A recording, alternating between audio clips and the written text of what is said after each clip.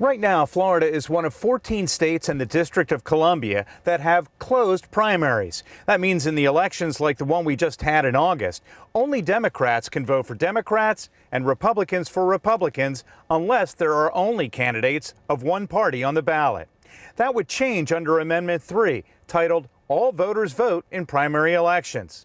Passing it allows all registered voters to vote in primaries for state legislature, governor, and cabinet, regardless of political party affiliation. All candidates for an office, including party-nominated candidates, appear on the same primary ballot. The two highest vote getters advance to the general election. It's called a jungle or blanket primary because you can vote for different candidates in different races, regardless of party affiliation. Not surprisingly, both major parties oppose it. How is that a meaningful choice? Election is decided by a tiny sliver of the electorate.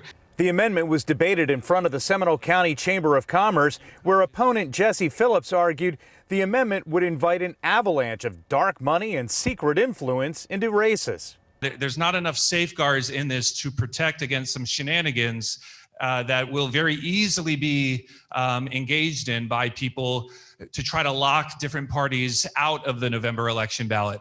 But supporter Steve Van Coor argues Amendment 3 finally opens elections to independent and minor party voters who are effectively squeezed out of primaries and gives power to just the two main political parties.